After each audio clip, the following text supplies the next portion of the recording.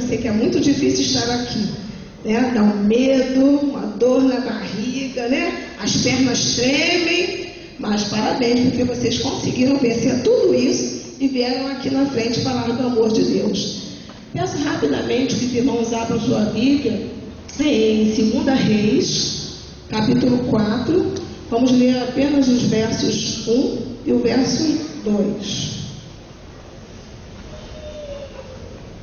Eu vou ler na minha versão, que eu gosto, né? Eu gosto muito de ler nessa versão aqui, mas está escrito a mesma coisa na versão dos irmãos.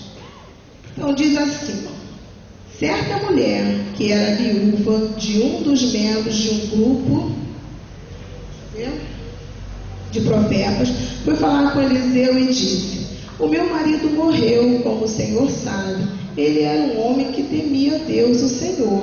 Mas agora, um homem a quem ele devia dinheiro veio para levar os meus 2 filhos, a fim de serem escravos com o pagamento da dívida. Eliseu perguntou: o que eu posso fazer por você?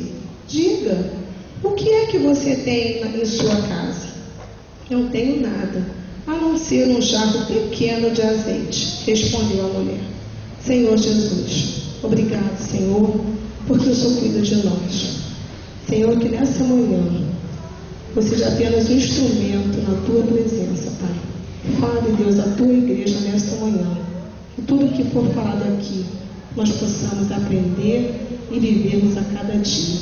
Obrigado por tudo, Deus, em nome de Jesus. Amém e amém.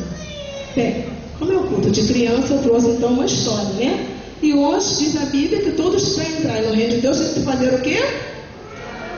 Então, todos hoje vão ser bebês, vão ser crianças, tá? Então aqui não tem adulto, só tem criança. Mas a mensagem é para todos, né? Todas as crianças de todas as faixas etárias. Então, a nossa mensagem hoje diz: não pare, enche todos os potes. Ele é baseado em 2 Reis, capítulo 4. Um dia, aquela viúva, né, estava ali desesperada, assim, triste, porque não tinha nada para dar para os seus filhos. Não tinha comida, não tinha nada para beber, não tinha dinheiro, não tinha nada, ela não tinha absolutamente nada. Então, de repente, ela escutou bater na porta, toque, toque, toque. Ela deve ter pensado: poxa, deve ser alguma coisa boa, né? Deve ser alguém para trazer aqui uma cesta básica, né? Uma bolsa de alimentos. E qual foi a surpresa dela? Quando ela abriu a porta, ela encontrou aquele homem daquele tamanho e falou: eu quero que você pague a dívida que o meu marido que teu marido deixou. Ele morreu, mas a dívida continua. Eu quero que você pague tintim por tintim. Aquela mulher olhou e falou: o que eu vou fazer? Eu não tenho nada, eu não tenho dinheiro nenhum. Então o que ela decidiu? Vamos ver o que ela foi fazer. Ela sabia que tinha um profeta chamado Eliseu e que ela poderia fazer o quê? Ir até lá, que alguma coisa ele ia falar para ela. Então o profeta coçou a cabeça, pensou e falou assim para ela: olha, o que você tem lá na sua casa? Ela falou: sinceramente, nada. Ele falou: nada? Tenho sim. Tem um pequeno potinho lá em casa de azeite, mas deve ter assim uma gotinha ou outra. E ele pensou e falou para ela: olha, então você vai fazer o seguinte: você vai correr, você vai pegar e você vai chamar os seus filhos e vocês vão fazer alguma coisa. E olha só o que aconteceu. Vá correndo, vai lá, chama seus filhos, pede a todos os vizinhos vasos de todos os tamanhos, grandes, pequenos, gordinhos, magrinhos, todos os potes que vocês conseguirem. Então ela foi correndo para casa, chamou seus filhos e começou a bater na casa de um: me dá seu pote, me dá seu pote, eu preciso do seu pote, eu preciso do seu pote. Mas tinha uma coisa, não bastava apenas ela só pedir o pote. Elias disse que ela tinha que fazer mais alguma coisa, que ela tinha que entrar na sua casa, fechar a sua porta com seus filhos e ficar lá dentro, que alguma coisa ia acontecer bem diferente. E assim ela fez. Chegou em casa com aquele monte de pote e começou a virar o azeite. Mas ela combinou com o filho dela que ia fazer assim, ainda bem que eram 2, né? Se fosse um só, ia ser um trabalhão, né? Ainda bem que ela tinha 2 filhos. Então um fazia o quê? Um colocava o pote e o outro tirava o que estava cheio. porque ela não podia levantar, ela tinha que ficar com aquele potinho sempre naquela posição de que estava descendo o azeite. E tirava um pote, ele colocava o outro, e o outro foi tirando, e o outro foi colocando, e assim foi até que, olha só o que aconteceu. E eles falaram, caramba, agora eu tenho azeite pra caramba. O que a gente vai fazer com esse monte de azeite que está aqui? Nós temos azeite agora demais. E o que vamos fazer? Então, aquela mulher muito esperta, o que ela fez? Voltou lá para falar com Eliseu. Eliseu, já fiz o que você mandou. Já peguei os potes, já enchemos os potes, e agora? O que nós vamos fazer? Então ele falou, você vai fazer uma coisa, você vai vender tudo que você conseguiu de azeite. E com o dinheiro você vai pagar a sua dívida e o restante que sobrar, você vai comprar aquilo que precisava. E assim ela fez, ela foi lá para a feira, vendeu todo o azeite que ela tinha, e aí ela pagou aquele homem a dívida, acabou com a dívida, e o que sobrou, ela foi lá, e olha a felicidade dos filhos, quanta coisa ela conseguiu comprar. Só que a história não acaba aí. Mesmo? Ela ficou muito contente, ficou muito feliz com tudo aquilo que ela tinha conseguido juntamente com seus filhos. Mas tem algumas coisas na história, alguns pontos que nós vamos estudar nessa manhã. Nós vamos estar conversando, crianças também. Vamos estar prestando atenção em algumas coisas que a gente vai estar vendo. Primeiro, o homem queria o dinheiro da dívida que o marido tinha feito. Mas será que ela estava preocupada com a dívida? Vamos ver, ela estava preocupada com os seus filhos. Quando aquele homem chegou e falou, olha, se você não me pagar, eu vou levar seus filhos como escravo, ela falou, não posso perder os meus filhos. O dinheiro, tudo bem, mas os meus filhos eu não posso perder. E ela se preocupou com os seus filhos.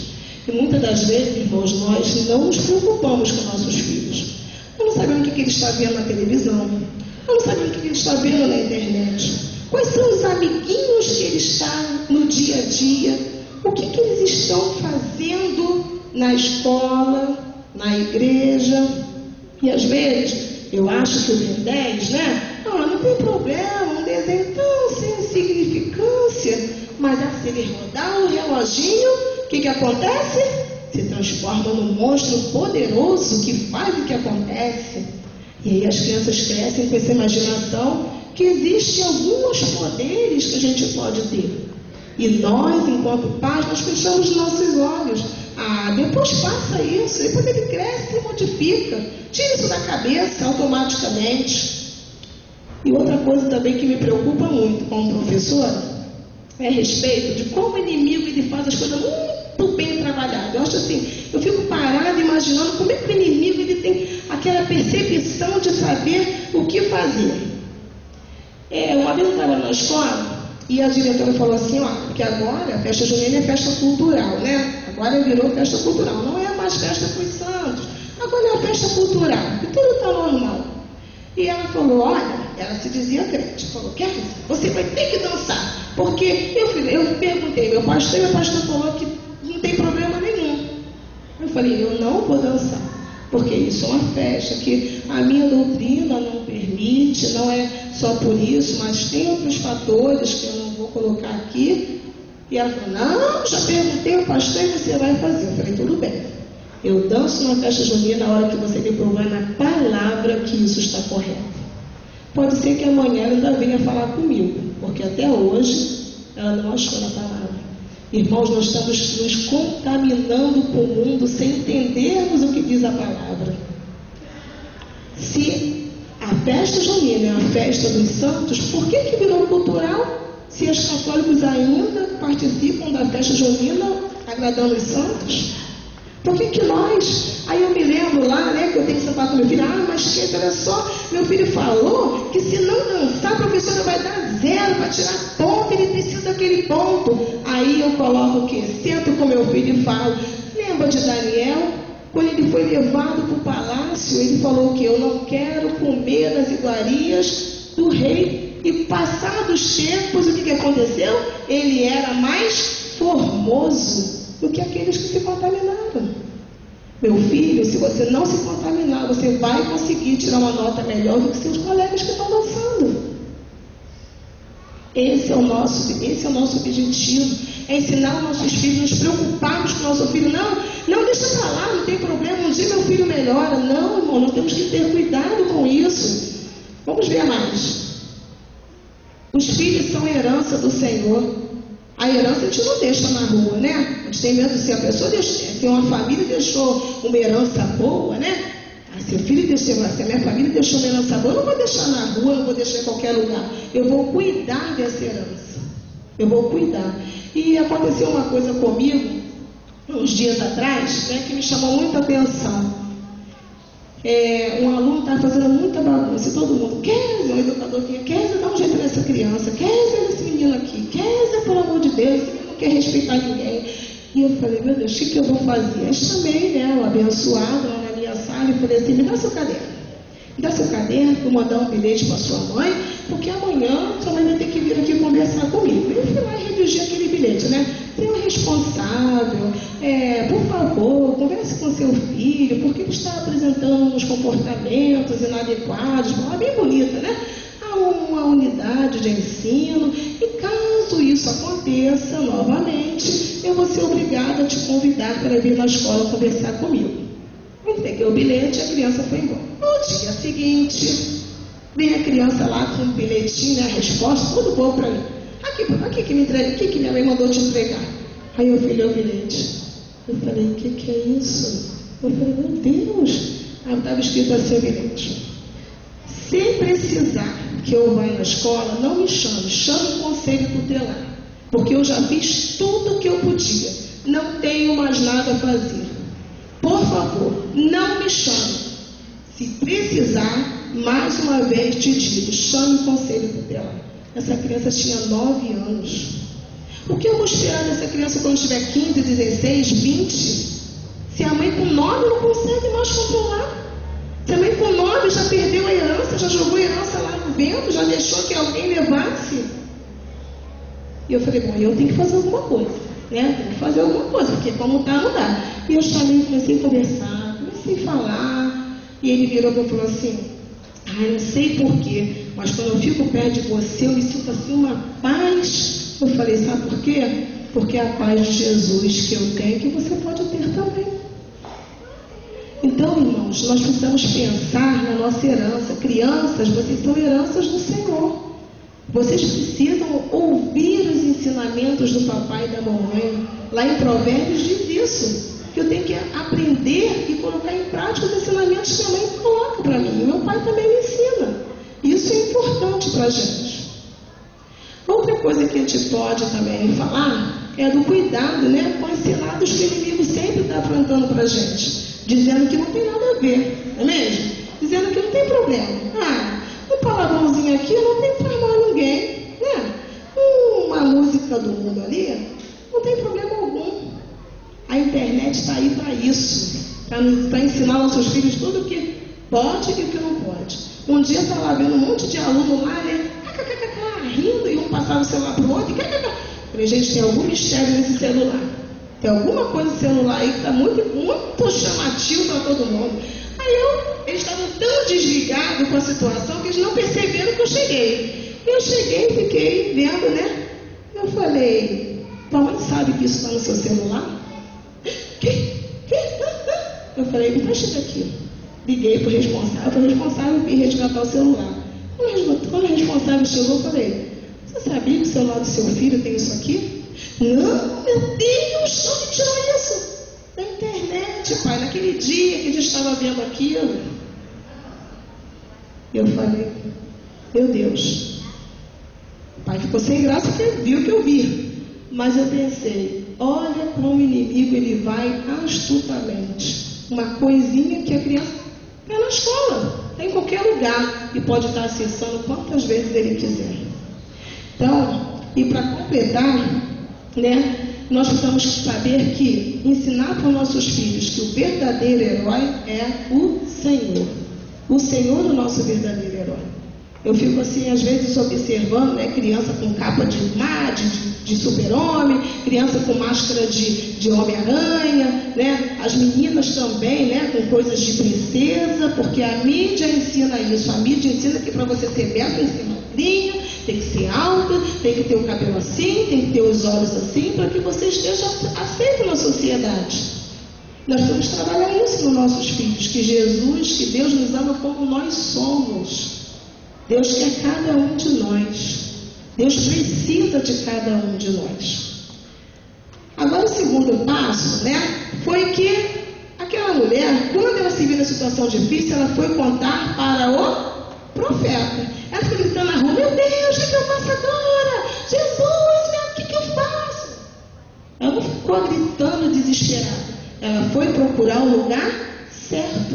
A pessoa que iria, vamos ver ali, ela sabia que teria o melhor ensinamento se ela fosse procurar o profeta. O profeta, sim, poderia ajudá-la naquilo que ela precisava, porque ele era um homem de Deus. Então, quando ela sentiu o problema, ela sentiu a circunstância, ela foi correndo e foi procurar o profeta, foi procurar Deus, foi procurar alguém que pudesse resolver o seu problema, né? Porque ela confiava que o Deus que o marido dela temia, porque lá no versículo 9 fala o quê? Meu marido temia o Senhor. Meu marido temia Deus. Então ele era uma pessoa espiritual. Então eu sei que eu tenho que procurar alguém que é espiritual para estar resolvendo meus problemas. Não é ficar contando para um vizinho, contando para outro vizinho, chorando, reclamando, se lamuriando. Sei que a gente tem ali o verdadeiro que pode modificar todo o quadro da nossa vida. E assim aconteceu. Vamos lá. Mas, para que ela fosse abençoada, ela precisava de quem? Vizinhos. Ah, que bênção, né? Na nossa vida, né? Ai, aquele vizinho chato que bota o som alto que eu não consigo dormir. Ah, mas meu Deus, que vizinho é esse? Mas para que ela fosse abençoada, ela precisava de 2 vizinhos. Ela foi obedecer, ela não questionou. Ela era uma senhora, como a gente pôde ver, né? Devia ter artrose, né? Devia ter tendinite, né? Devia ter umas doenças, né? Assim, cardíaca. Ela deve ter pensado: poxa, como é que eu vou carregar tanto vaso, andar pra caramba, carregar isso tudo para minha casa? Como é que eu vou fazer tudo isso? Mas ela não questionou. É isso que eu tenho que fazer? Então estou fazendo. Às vezes Deus fala conosco, nós temos que fazer alguma coisa, nós nunca queremos, né? Ah, mas isso é tão difícil. Ah, mas isso não dá. Ah, mas poxa vida, eu estou cansado hoje. Poxa, hoje tem reunião na igreja 3 horas, justamente na hora que eu tenho que tirar aquela sonequinha que eu trabalho a semana inteira. E a gente começa a questionar sobre as coisas. Aquela mulher não, ela tem que fazer? Estou fazendo. E ela assim, ela foi. E olha só, ela tinha que ter um relacionamento bom com os vizinhos. Se ela não falasse com os vizinhos iriam ajudá-la? Provavelmente não, né? Se ela tivesse discutido com o filho do vizinho, tivesse batido na vizinha, tivesse xingado a mãe da vizinha, ela ia conseguir a ajuda do vizinho? O profeta não falou para ela: olha só, você vai na tua igreja, pega aquele grupo de amigos que você tem na sua igreja, e lá você pede tudo quanto é vaso para eles. O profeta não falou assim: olha só, você vai ali naquela casa daquela irmã que você tem intimidade, né? E você pega só aquelas pessoas ali. Eu acho engraçado se o pastor delimitasse, né? Se o pastor pegasse ali embaixo, delimitasse assim, áreas, de repente ele não conseguiria tanta divisão como a gente vê, né? Esse grupo aqui está unido aqui, esse grupo está unido. Às vezes outro grupo passa e fala: bom dia, bom dia, bom dia, bom dia, e vai embora. E nós a gente não consegue ouvir a resposta, porque nós estamos tão animados no nosso grupo que a gente não consegue perceber o outro grupo que está ao nosso lado. Será que aquela moça, se ela tivesse um grupinho definido, será que ela ia ter a ajuda dos outros? Porque ela precisava de muito vaso, não era um vasinho, não, era muito vaso. Ela precisava de bastante vaso. E para isso ela precisava de muita ajuda, de muitos vizinhos que estivessem dispostos para ela. Às vezes a nossa igreja está vazia porque a gente chama um vizinho. Isso é que acontece quando o vizinho chega, por não frequentar o nosso ambiente, um olha assim, um faz uma cara assim. Poxa, aquele é meu lugar. E vou embora e não volto mais. Porque nós não estamos preparados para receber os nossos vizinhos. A participação dos filhos. Para que aquela mulher fosse abençoada, ela precisava que os filhos tivessem a participação. E às vezes nós dizemos, não, filho não conhece, não sabe, não tem condições, ele não consegue. Deixa meu filho aqui, quietinho, porque ele não pode fazer isso. Irmãos, nossos filhos fazem parte da nossa família. Os filhos precisam estar integrados na nossa vida. Se eu vou num lugar, eu tenho que carregar meu filho. Se eu vou em outro, eu tenho que carregar meu filho. Se eu vou passar, minha família está passando uma situação, meu filho tem que saber, meu filho tem que orar junto. E às vezes nós deixamos nosso filho sempre de lado. Deixa ele, coitadinho. Ele não consegue, né? Ele não dá para ele, né? Deixa ele aqui, deixa ele quietinho dormindo. Ele dormiu tão tarde ontem vendo televisão que dá para fazer sozinho. Então, a primeira coisa, uma das coisas que aquela mulher teve a bênção, porque ela precisou dos filhos. Os filhos sabiam da necessidade, sabiam do que estava acontecendo e ela simplesmente chamou, vamos lá, meus filhos. Agora teve uma coisa muito legal, né? Vamos lá, teve uma coisa muito legal. Eles obedeceram. Porque se fossem nossos filhos de hoje, né? Vai lá comprar pão? Mãe, tem meu irmão, né? Por que eu? Se tem outro para ir. Não é mesmo? Se fossem nossos filhos hoje, de repente eu fosse primeiro daquilo ali. Não é mesmo? Porque a gente bota tanto obstáculo, né? Para fazer alguma coisa. Nós somos 4, então o pai pode pedir um para cada dia, da semana para um ajudar. Não é mesmo? Mas, pode passar. Mas, precisou da ajuda do próximo. Aí eu falo, quem foi o próximo daquela mulher? Como diz na parábola, né, do bom samaritano. Quem foi o próximo daquele homem? Aquele que teve compaixão. Então, o nosso próximo não é aquele que a gente pensa que é o nosso próximo, é aquele que está ali naquele momento para nos ajudar, para nos abençoar. Às vezes eu não nem esperava, porque era aquele irmão que viria falar uma palavra que eu precisava ouvir. Mas ele foi o meu próximo naquele momento, porque ele teve compaixão de mim, ele falou, ele me ajudou naquilo que eu precisava naquele instante. E para finalizar também essa parte, o cuidado, como julgamos os nossos filhos. Como nós falamos dos nossos filhos. Aconteceu também alguma coisa lá na escola? Eu falo muito de escola porque é o que eu vivo todo dia, né? Literalmente, quase que 24 horas por dia, né? Então, aconteceu um fato lá que o menino estava impossível, que não, olha, não respeitava ninguém, nem todos os professores vai ver o café dos professores, ele pintou, aquele dia ele estava pintando. E aí, liguei para o pai, liguei para a mãe, alguém responsável tinha que ir lá na escola para falar com ele, para conversar.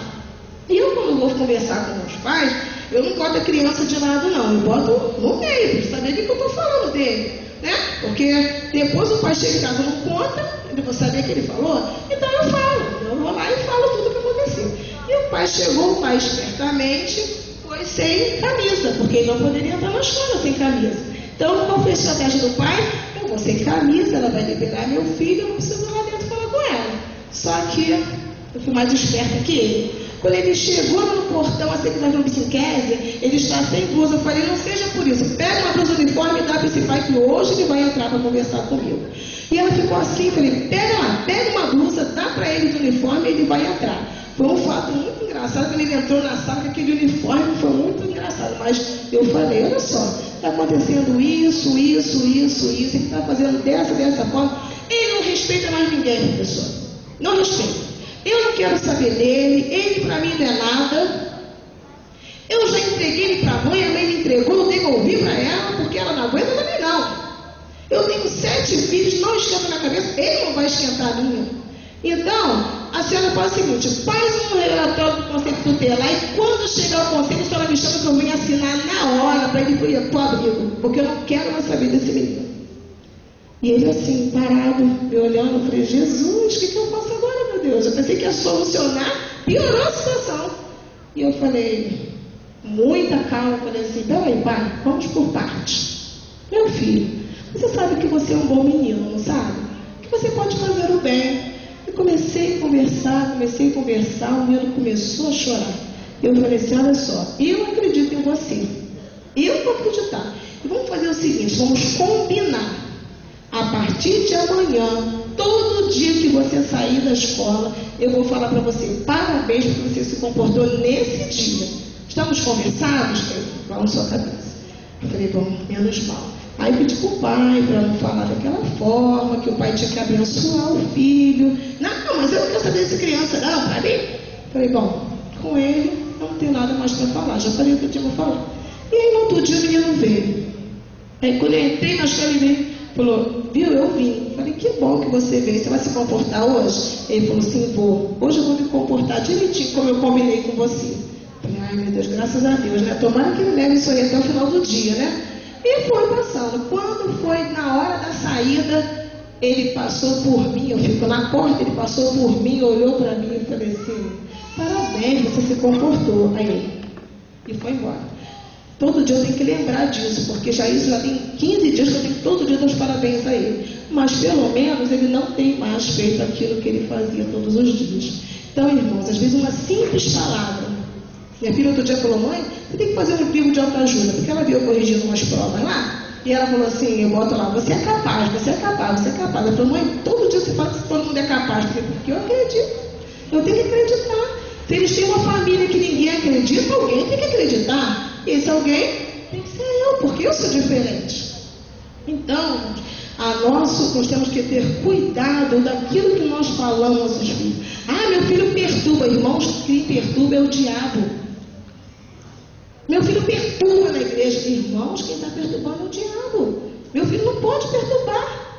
Meu filho é incapaz de perturbar. Vamos ter cuidado com as nossas palavras poucas que a gente fala, mas que transmitem grandes coisas para o futuro e comprometem fortemente o futuro dos nossos filhos. Vamos passar para o próximo. Ah, esse aqui que eu gosto. Vai passar, pode botar. Olha só, nossos filhos precisam ter experiência com Deus. Então, para conhecer alguém, você tem que ter experiência com esse alguém, né? Então, para conhecer a Deus, precisamos ter experiência com Ele. Eu fico imaginando como é que tem sido aqueles meninos, né, quando chegavam um dia lá na escola, sei onde eles foram, falando, gente, vocês não sabem o que aconteceu lá em casa. Minha mãe tinha um pouquinho só de azeite, mas olha, nós enchemos tanto, mas Deus fez um milagre tão grande na nossa vida, que vocês não conseguem imaginar o que aconteceu lá em casa ontem. Olha, foi uma coisa muito legal. Esse Deus que minha mãe fala existe de verdade, porque ele fez na minha casa. Irmão, nossos filhos precisam conhecer a Deus. Eles vêm, eles ouvem de Deus, escutam de Deus, mas não conhecem Deus. Por isso que quando chega uma certa idade, eles abandonam a Deus, porque eles não conheceram. Eles ouviram, escutaram, cantaram sobre Deus, mas não conheceram a Deus. Não tiveram experiência com Deus. Nossos filhos precisam ter experiência com o nosso Deus. Meu Deus, meu pai não tinha dinheiro para ir para o serviço ontem, mas Deus providenciou. Lá em casa não tinha um litro de leite, mas Deus deu.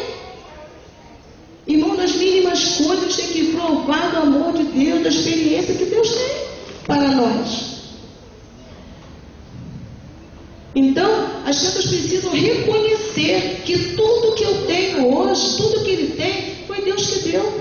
Ah, meu pai que comprou esse sapato também, não, foi Deus que te deu. Ah, minha mãe comprou essa camisa, não foi Deus que te deu. Porque se Deus não quisesse, você não teria. Então, tudo que nós temos, meu filho, eu tenho condições de ter uma coisa boa, porque Deus me deu essa condição de dar ao meu filho.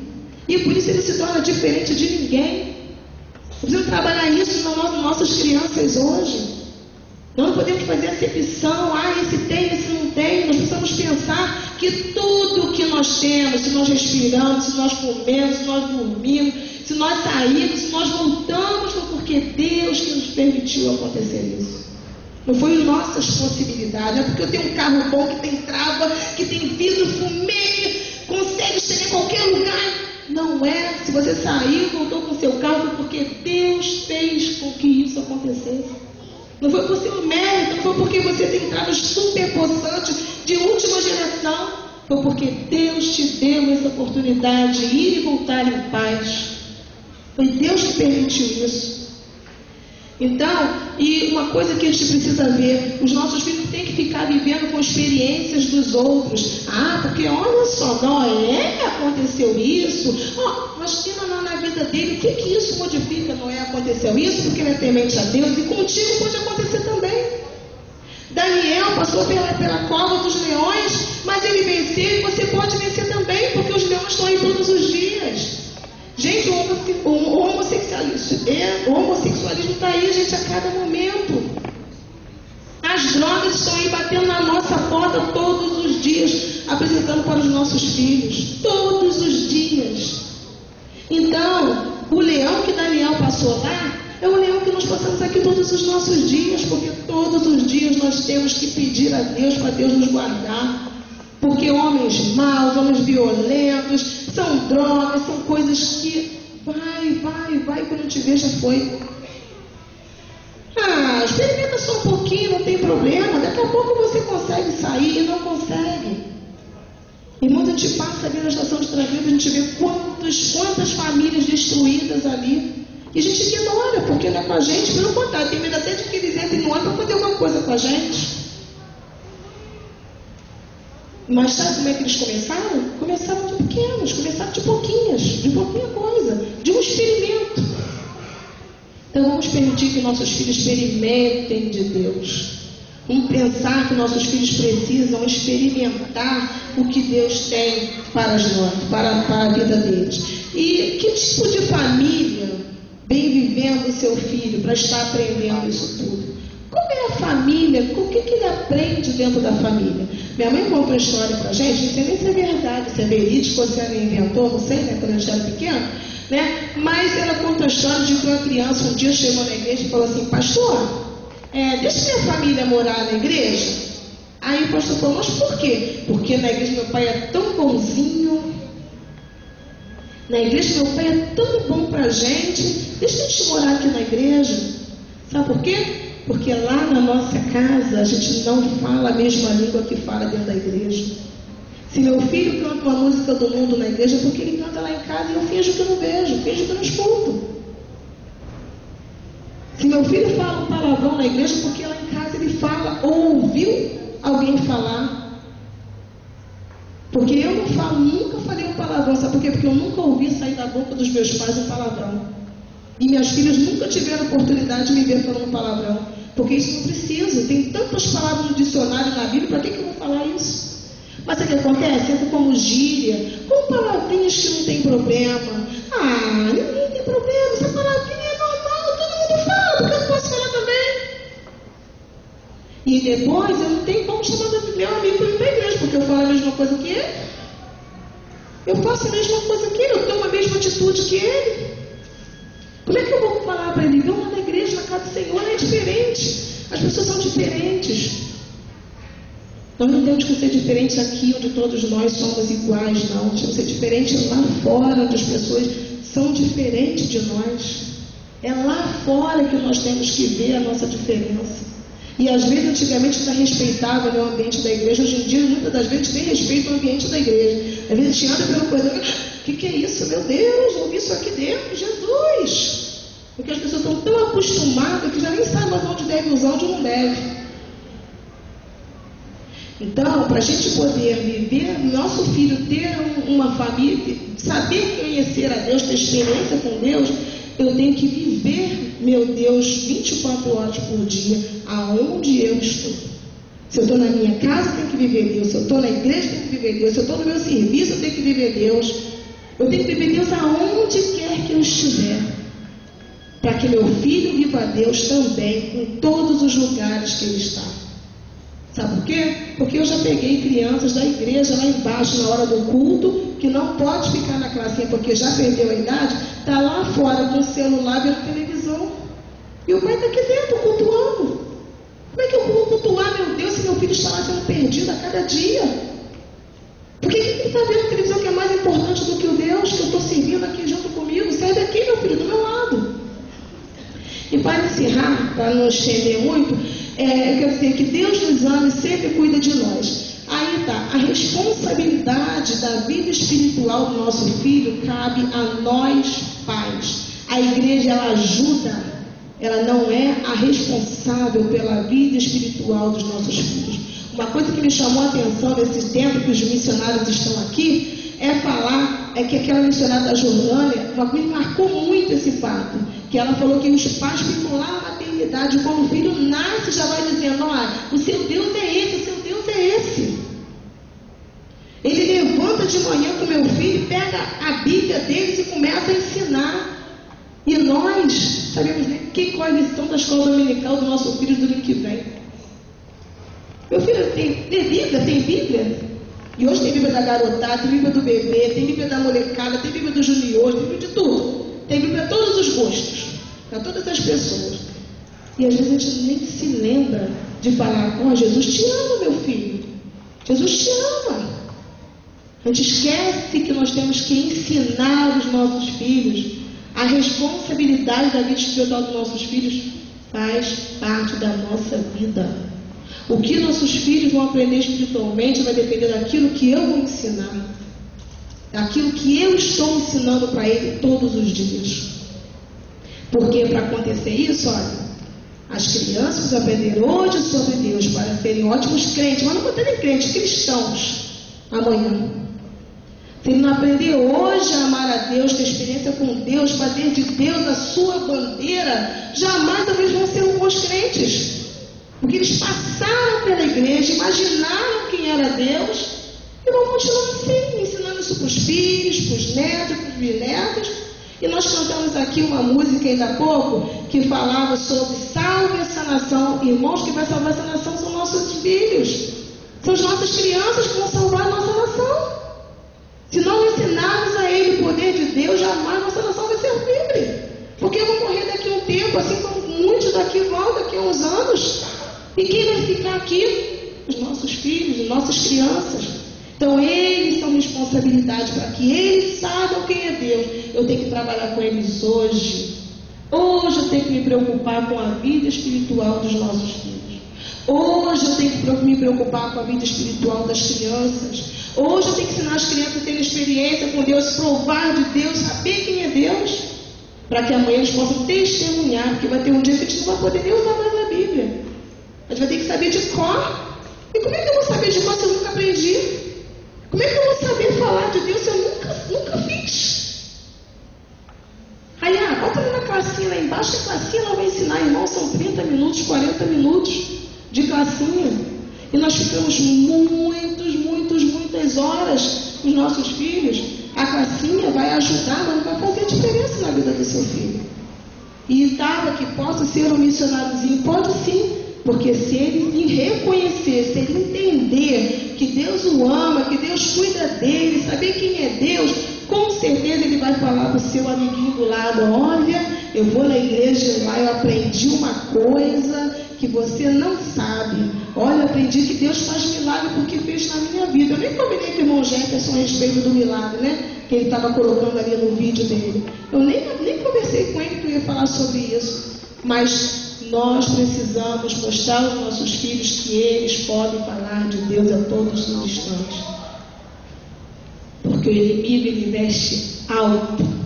Ele não tem medo de investir nos nossos filhos. Ele investe de qualquer forma, mas ele investe.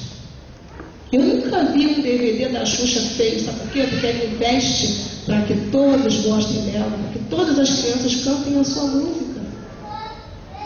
O inimigo não vai vir isso feio, senão ninguém vai querer, não vai vir monstro, senão ninguém vai gostar.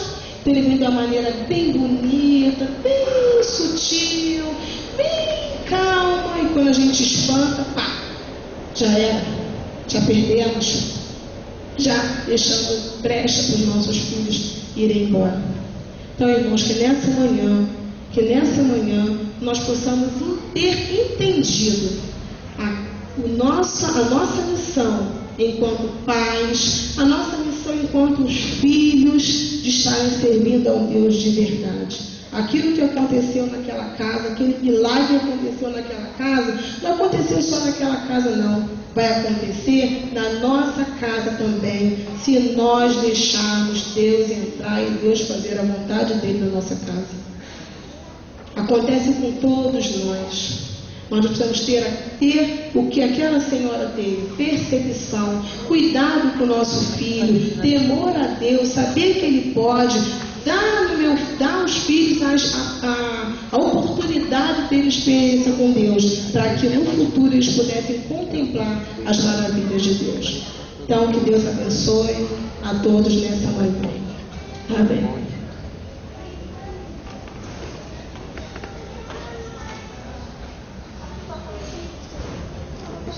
Pelo tente.